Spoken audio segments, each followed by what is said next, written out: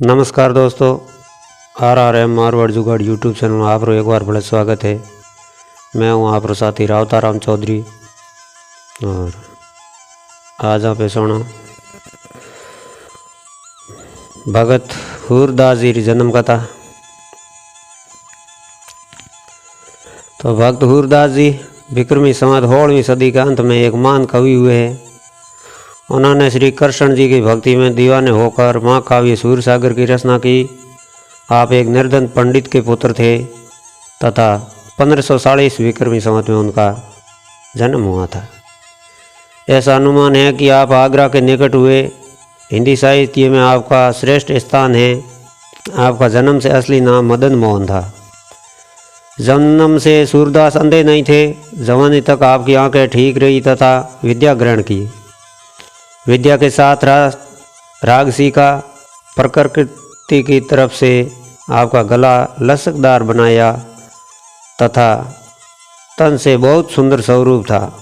बचपन में ही विद्या आरंभ कर दी तथा चेतन बुद्धि के कारण आपको सफलता मिली।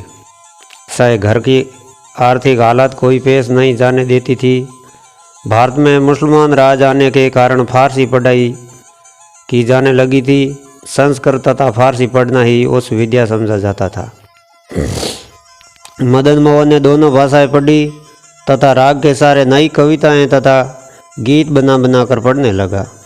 उसके गले की लचक, रसीली आवाज़, जवानी, आँखों की चमक हर राह जाते तो मोहित करने लगी। उनका आदर होने लगा तथा उन्हें प्यार किया जाने लगा। हे भक्तजनों, जब किसी पुरुष के पास गुण तथा ज्ञान आ जाए फिर उसको किसी बात की कमी नहीं रहती। गुण भी तो प्रभु की एक देन है। जिस पर प्रभु दयालु हुए उसी को ही ऐसी मेहर वरदान होती है। मदन मोहन कविताएं गाकर सुनाता तो लोग प्रेम से सुनते तथा उसको धन, वस्त्र तथा उत्तम वस्तुएं भी दे देते। इस तरह मदन मोहन की चर्चा तथा यश होने लगा। दिन बीतते गए। मदन मोहन कवि के नाम से पहचाने जाने लगे। मदन मोहन एक सुंदर नवयुवक था तथा हर रोज सरोवर के किनारे जा बैठता था तथा गीत लिखता रहता। एक दिन ऐसा कौतूहल हुआ जिसने उसके मन को मोह लिया। वह कौतुक ये था कि सरोवर के किनारे एक सुंदर नवयुवक थी। गुलाब की पत्तियों जैसा उसका तन था। पतली धोती बांधकर वह सरोवर पर कपड़े धो रही थी। उस समय मदन मोहन का ध्यान उसकी तरफ चला गया। जैसे ही आँखों का कर्म होता है, सुंदर वस्तुओं को देखना, सुंदरता हरेक को आकर्षित करती है। उस सुंदर युवती की सुंदरता ने मनमोहन को ऐसा आकर्षित किया कि वह कविता लिखने से रुक गया तथा मनोवर्ती एकाग्र करके उसकी तरफ देखने लगा। उसको इस तरह लगता था जैसे यमुना किनारे राधिका स्नान करके बैठी हुई वस्त्र साफ करने के बहाने मौन मुरली वाले का इंतजार कर रही थी। वह देखता गया। उस भाग्यशाली रूपवती ने भी मदन मोहन की तरफ देखा। कुछ लाज की पर उठी तथा निकट होकर कहने लगी, आप मदन मोहन हैं? हाँ, मैं मदन मोहन कवि हूँ। गीत लिखता हूँ, गीत गाता हूँ। यहाँ गीत लिखने आया था तो आपकी तरफ देखा। क्यों? क्योंकि आप खूब सुंदर लगा। सुंदर, बहुत सुंदर राधा प्रतीत हो रही हो। यमुना किनारे, मानसरोवर किनारे अप्सरा जो जीवन दे मेरी आंखों की तरफ देख सकोगे? हाँ, देख रही हूँ। क्या दिखाई दे रहा है? मुझे अपना चेहरा आपकी आंखों में दिखाई दे रहा है। मदन मोहन ने कहा, कल भी आओगी?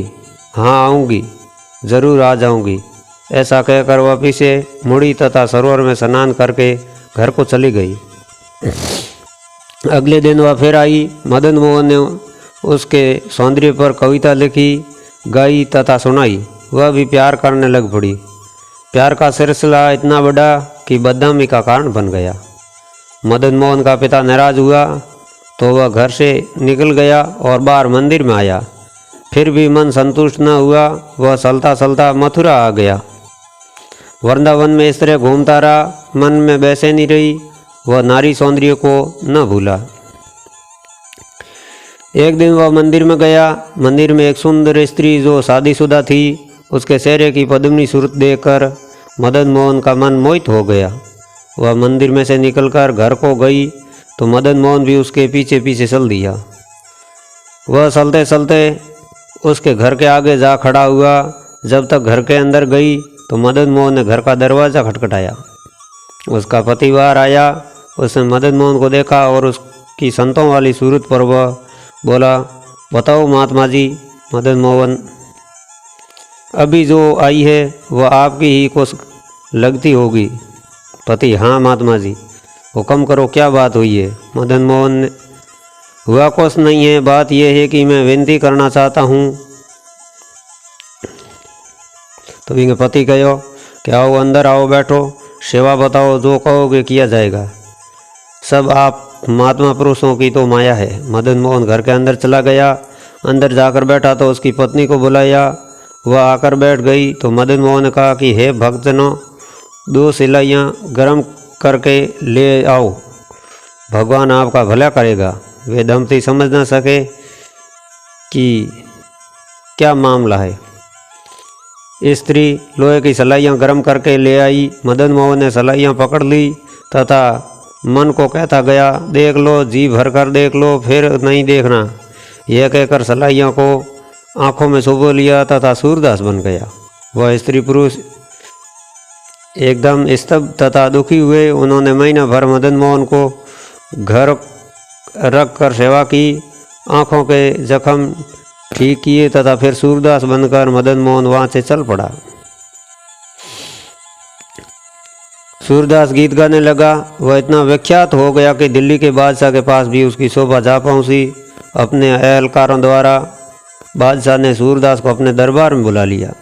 उसके गीत सुनकर वह इतना खुश हुआ कि सूरदास को एक कस्बे का हाकिम बना दिया।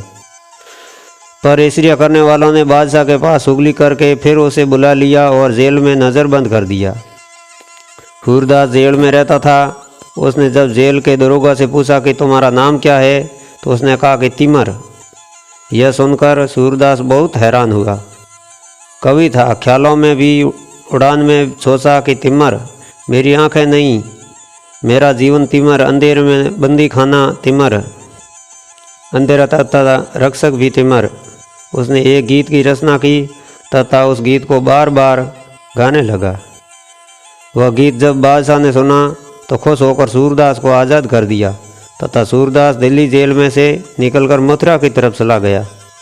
रास्ते में कुआं था, उसमें गिरा पर बस गया तथा मथुरा वृंदावन पहुंच गया। वहाँ भगवान कृष्ण का यश गाने लगा। सूरदास भगवान श्री कृष्ण जी की नगरी में पहुंचा। अनुभवी प्रकाश से उसकी आंखों के आगे श्री कृष्ण लीला आई। उसने स्वामी वल्लभाचार्य जी को अपना गुरु माना तथा कहना मानकर गऊ घाट बैठकर श्रीमद् भागवत को भाषा कविता में उच्चारण करना शुरू किया। एक आदमी लिखने के लिए रखा। सूरदास बोलते जाते तथा लिखने वाला लिखता रहता। सूरदास जी ने 75,000 शरण लिखे कि आपका देहांत हो गया। सूरसागर आपकी एक अटल समृद्धि है। आपकी वाणी का एक शब्द है, हरि के संग बसे हरिलोक, तनु मनु अर्पी सर्वसु शंभु, अर्पी हो आनंद सहज धुनि झोंक, दर्शन देखी भई निर्भई पाए है सगले थोक, आन विशुद्धु शिव काजुन कसुए सुंदर बन आलोक, श्री आम सुंदर तजी आन जुआ सत, जीव कसुटी तनि जोक, सूरदास मनु प्रभि हथी लीनो दीनो दीव परलोक। परमात्मा के भक्त परमात्मा के ही साथ रहते हैं। उन्होंने तो अपना सब कुछ हरि को अर्पण कर दिया। वह सदा सहज प्यार तथा खुशी को अनुभव करते रहते हैं। भगवान के दर्शनों में उनका ऐसा संयम वाला बना दिया कि उन्होंने इंद्रियों पर काबू पा लिया, जिसका फल ये हुआ कि भगवान ने उन्हें सबको सब पदार्थ दिए। जब प्रभु का खिलता मुख देखते हैं तो किसी के दीदार की आवश्यकता नहीं रहती। परमात्मा को छोड़कर जो लोग अन्य तरफ घूमते हैं वे अपने तन मन को नष्ट करते हैं। सूरदास जी कहते हैं, मैं तो उनका हूँ, वह मेरे है, भक्त प्रभु के है। तो ये थी संत और भक्त श्री सूरदास जी की जीवन कहानी आपको कैसी लगी मुझे लाइक कमेंट करके ज़रूर बताना। अगर आप मेरे चैनल पर नए हैं तो मेरे चैनल सदस्यता लेकर घंटी का बटन ज़रूर दबा देना। मिलेंगे एक और वीडियो में, तब तक के लिए नमस्कार, खमा गणी, जय श्री राम।